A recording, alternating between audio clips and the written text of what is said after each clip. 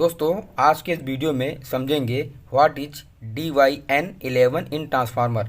दोस्तों आपने देखा होगा कि कई प्रकार के जो ट्रांसफार्मर होते हैं, जैसे अगर डिस्ट्रीब्यूशन ट्रांसफार्मर होगा तो उसके नेम प्लेट पर ट्रांसफार्मर से रिलेटेड सारी जानकारी उस पर लिखी होती है। जैसे ट्रांसफार्मर कितने केवीए का है, कितने वोल्टेज पर ये ऑपरेटेड होगा, आउटपुट में हमको कितना मिलेगा, उसके परसेंटेज इम्पीडेंस, DY11 क्या होता है। इसमें दोस्तों सारी चीज़ें उसके नेम प्लेट पर लिखा होता है। जैसे कि एक कोई मोटर है, मोटर पर जैसे सारी डिटेल लिखी होती हैं कि मोटर कितने HP का है, कितने किलोवाट का है, कितने एम्पियर इसका मैक्सिमम करंट जाएगा, सारी डिटेल इस पर लिखा होता है। दोस्तों वैसे ही ट्रांसफार्मर में ट्रांसफार्मर के बारे में सारी डिटेल लिखी होती है। दोस्तों समझेंगे कि DY11 का मतलब क्या होता है। दोस्तों समझने से पहले अगर आप चैनल पर पहली बार आ रहे हैं तो चैनल को सब्सक्राइब कर दीजिएगा। सब्सक्राइब करने के बाद बेल आइकन का बटन जरूर दबा दीजिएगा। तो दोस्तों DY11 का मतलब क्या होता है, सबसे पहले आपको ट्रांसफार्मर का बारे में समझना पड़ेगा। ठीक है, जो D का मतलब होता है ये हमेशा आपको कैपिटल लेटर में लिखा मिलेगा। ठीक है, जैसे कि D का मतलब हो गया कैपिटल लेटर, Y आपका स्मॉल लेटर में लिखा हुआ है। तो इसका मतलब जो D है ये इसकी प्राइमरी साइड को शो कर रहा है, यानी कि हाई वोल्टेज साइड को। D हमेशा कैपिटल होगा, तो D जब बड़ा है तो ये हाई वोल्टेज साइड को शो कर रहा है। ठीक है, जो Y है ये सेकेंडरी साइड को शो कर रहा है कि इसका सेकेंडरी साइड में जो कनेक्शन है वो स्टार में है। इसके बाद N का मतलब हो गया कि जो प्राइमरी साइड से हमको जब इनपुट देंगे, मान लीजिए यहाँ से 11 के भी दे रहे हैं तो 11 के भी यहाँ पर देंगे, तो यहाँ पर हमको अगर डिस्ट्रीब्यूशन ट्रांसफार्मर होगा तो हमको 440 वोल्ट मिल जाएगा। इसके बाद हमको यहाँ पर 3 फेज मिल जाएगा, R, Y और B। इसके बाद हमको न्यूट्रल भी यहाँ से मिल जाएगा। मतलब अगर हमको सिंगल फेस की ज़रूरत है तो हम सिंगल फेस यूज़ कर लेंगे, अगर 3 फेस की ज़रूरत है तो हम 3 फेस का यूज़ कर लेंगे। दोस्तों ये तो आप समझ गए। अब आप समझ लीजिए कि ट्रांसफार्मर में कितने प्रकार से कनेक्शन होते हैं। ट्रांसफार्मर में दोस्तों बेसिकली 4 प्रकार से कनेक्शन होते हैं। हर ट्रांसफार्मर का डिज़ाइन अलग अलग होता है, जहाँ पर जैसी रिक्वायरमेंट होती है वहाँ पर यूज़ करते हैं। ट्रांसफार्मर दोस्तों जो होते हैं वो 2 प्रकार के होते हैं, स्टेप अप और स्टेप डाउन। अब इस ट्रांसफार्मर में कितने प्रकार से कनेक्शन होते हैं दोस्तों, बेसिकली जो ट्रांसफार्मर में 4 प्रकार से कनेक्शन होते हैं। पहला जो होता है वो स्टार स्टार में होता है, दूसरा स्टार डेल्टा में होता है, तीसरा डेल्टा डेल्टा में होता है और चौथा जो होता है वो डेल्टा टू स्टार में होता है। यानी कि जो हमारे ट्रांसफार्मर है ये स्टार डेल्टा ट्रांसफार्मर है। ठीक है, यहाँ पर प्राइमरी वाइंडिंग में डेल्टा में कनेक्शन है और सेकेंडरी साइड में स्टार में कनेक्शन है। अब दोस्तों आप इसके कनेक्शन के बारे में समझ लीजिए कि यह DY11 कैसे काम कर रहा है।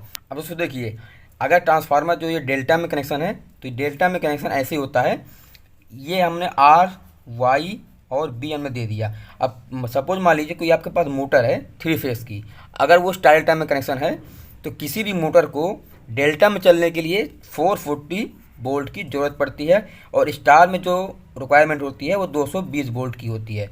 अब मान लीजिए कि ये आपका कोई मोटर के 6 टर्मिनल हैं। दोस्तों पहले आप इसको समझ लीजिए, फिर आप ये बड़े ही आसानी से समझ जाएंगे। अब अगर हमने यहाँ पर R, Y, B हमें दे दिया, अब अगर हमको जैसे कि यहाँ पर है डेल्टा में किसी भी मोटर को चलने के लिए 440 वोल्ट की रिक्वायरमेंट होती है। अब हमने यहाँ पर इसको दे दिया, यहाँ पर इसको यहाँ पर जोड़ दिया और ये जो चीज़ है इसको हमने यहाँ पर जोड़ दिया। अब दोस्तों आप देख सकते हैं कि R जो है हमारा यहाँ से इसको मिल गया, ये पहले कॉइल को मिल गया, ये हमने शॉर्ट कर दिया। Y को B मिल गया और B को R मिल गया, तो प्रत्येक कॉइल को हमको 440 वोल्ट मिल गया जो मोटर को रिक्वायरमेंट थी। अब इसी प्रकार से अगर स्टार में अगर हमको कनेक्शन करना है दोस्तों वो भी देख लीजिए, ये हमारा स्टार में हो गया, ये हमने इसको स्टार्ट कर दिया, R, Y और B हमने दे दिया। अब हमको अगर किसी भी मोटर के कॉइल में स्टार में चलाना है तो हम पहले तो इसकी तीनों टर्मिनल को शॉर्ट कर देंगे ऊपर से और यहाँ से RY भी दे देंगे।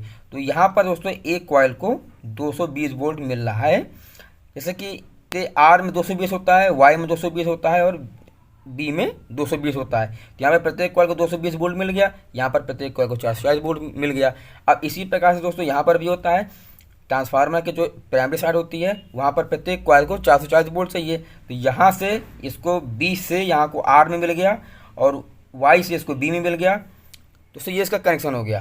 तो इसका मतलब ये हो गया दोस्तों DYN का मतलब सब समझ गए होंगे कि D का मतलब होता है कि ये प्राइमरी साइड को शो कर रहा है, यानी कि हाई वोल्टेज साइड को शो कर रहा है।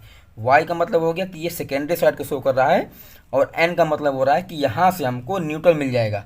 दोस्तों यहाँ से अगर हमने RY भी दिया तो यहाँ पर तो हमको तीनों फेस मिल जाएंगे, डेल्टा में कनेक्शन है, यहाँ से तो हमको तीनों RY भी मिल गए लोड और जो ये पॉइंट शॉर्ट है यहाँ से हमको न्यूट्रल मिल गया, यहाँ से आर, यहाँ से वाई, यहाँ से बी हमको मिल गए। अब दोस्तों समझ लीजिए आप 11 का क्या मतलब होता है। 11 दोस्तों क्या होता है कि ये प्राइमरी साइड के सेकेंडरी साइड में जो फेज डिफरेंस हो रहा है ये 11 का काम होता है। दोस्तों इसमें क्या होता है कि जो ये 30 अंश को ये शो कर रहा है। कैसे? कोई मान लीजिए ये आपकी कोई क्लॉक है, ठीक है, यहाँ पर 12 बज रहे हैं, यहाँ पर 6 बज रहे हैं। अब अगर हमको क्लॉक में 30 अंश का कोण बनाना है तो ये ऐसे ऐसे बन जाएगा, तो ये दोस्तों 30 अंश का कोण बन जाएगा। यानी कि प्राइमरी साइड सेकेंडरी साइड को 30 अंश पर लीड कर रहा है, या फिर आप इसको ऐसे बोल सकते हैं प्राइमरी बाइंडिंग सेकेंडरी बाइंडिंग को 30 अंश पर लीड कर रही है। या फिर आप इसे ऐसे बोल सकते हैं कि प्राइमरी बाइंडिंग सेकेंडरी बाइंडिंग को 30 अंश पर लीड कर रही है। दोस्तों आप किसी भी, आप जिस हिसाब से समझ पाएँ, आसान लगे आपको वो चीज़ समझ लीजिए। चाहे आप ऐसा बोल सकते हैं कि प्राइमरी बाइंडिंग सेकेंडरी बाइंडिंग को 30 अंश पर लीड कर रही है, या फिर प्राइमरी बाइंडिंग और सेकेंडरी बाइंडिंग में जो फेज डिफरेंस हो रहा है वो 30 अंश पर लीड कर रहा है। ठीक है, तो दोनों चीज़ें हैं, दोनों चीज़ें आप समझ गए।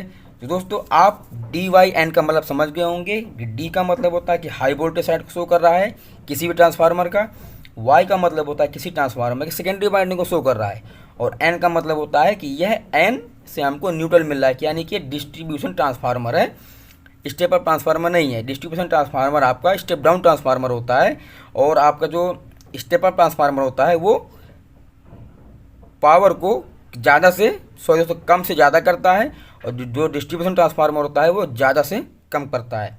ठीक है, तो दोस्तों मुझे उम्मीद है कि आपको जानकारी समझ में आई होगी।